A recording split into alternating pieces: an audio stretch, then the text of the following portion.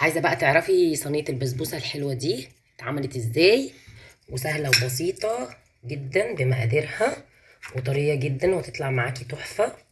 تعالي وانا اقولك بتتعمل ازاي. شايفين شكلها عامل ازاي اهو، ده منظرها ودايبة جدا والله. بصوا عاملة ازاي، شايفين؟ بصوا.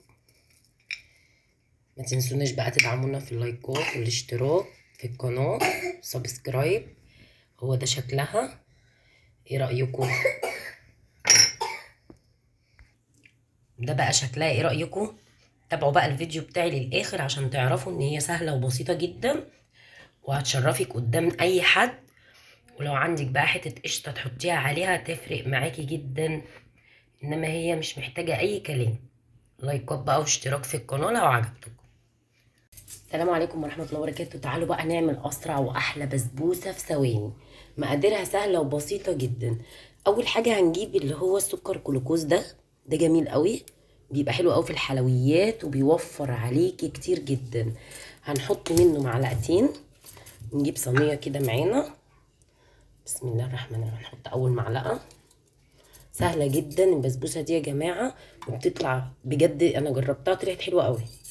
دي أول معلقة، وهنحط التانية ونغطيه بقى كده تمام. وهنحط عليها كوبايه الا ربع لبن.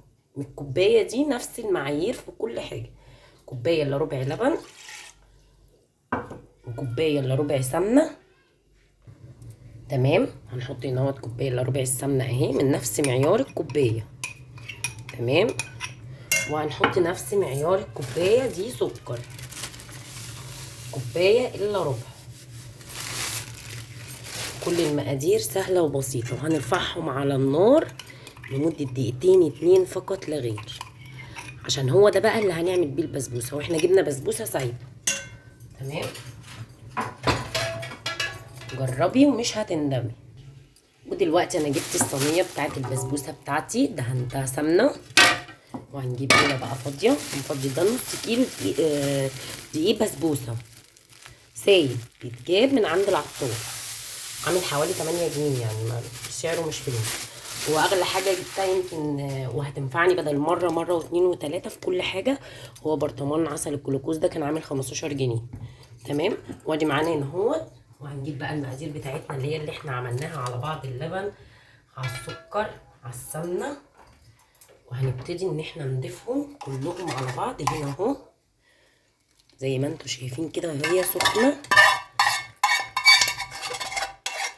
انا عايزه اقول لكم هي اصلا ريحه السمنه البلدي ريحتها تحفه. وتقلبي بقى كده كويس قوي. تمام، دلوقتي خلاص بقى ده شكلها اهو. تمام، هنحطها بقى في الصينيه بتاعتنا وارجع اوريك. كده خلاص انا فردتها في الصينيه اهو. توصي بايدك ميه كده لو مش تفرد معاكي، تعملي كده. عايزه اقول لكم الطريقه دي بتبقى حلوه قوي في البسبوسه. تديها بقى ايه التقطيعه بتاعتها كده.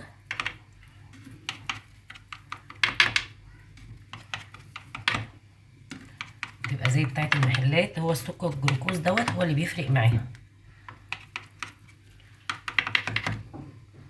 عايزه اقول لكم هو ده الكلام كله فيها بيخلي طعمها تحفه.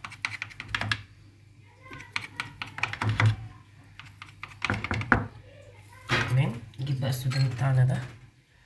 حطي بقى ايه، ده سوداني ني، ما ينفعش تجيبيه مستوي عشان هيبقى مش حلو. هيستوي معاها، هيتحمر قوي زياده عن اللزوم.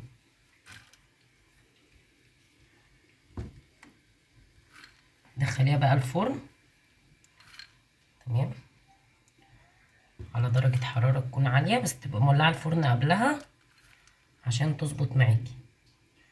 ولا اسهل من كده، ولا زبادي ولا اكياس بسبوسة ولا اي حاجة. هو السكر الجلوكوز ده، وبتعملي منه ايه مرة واتنين وتلاتة، وسعره مش غالي ب15 جنيه. بس ايه، بيقعد معاكي فترة طويلة وبيبقى حلو اوي في الحلويات، ما بينشفهاش خالص. انا بحب اكتر لها السوداني شوية. ماشي تمام كده، ندخلها بقى الفرن وهنعمل الشربات بتاعتها. تمام، دلوقتي بقى الشربات بتاعها سهل جدا. تمام. هنحط كوبايه ونص سكر. انا حطيت كوبايه هنا وادي النص التاني. تمام. وحطيت معلقه سكر جلوكوز، وهحط كوبايه ونص ميه. مقاديرها سهله وبسيطه جدا. دي كوبايه ونص ميه، وما تخليهمش يعقدوا، يعني يا دوبك يغلوا 10 دقايق كده والموضوع خلاص تطفي عليه. ولازم تبقى سخنه، الشربات سخن والبسبوسه سخن. معانا بقى خلاص استوت اهي. لازم يكون الشربات بيغلي وهي سخنه، لسه مطلعاها من الفرن. وعليها كيس فانيليا زي ما انتوا شايفين كده، كيس فانيليا على الشربات. دي ريحه. تمام. نبتدي بقى ايه، نحط الشربات بتاعها كده. لازم هما الاتنين يكونوا سخنين.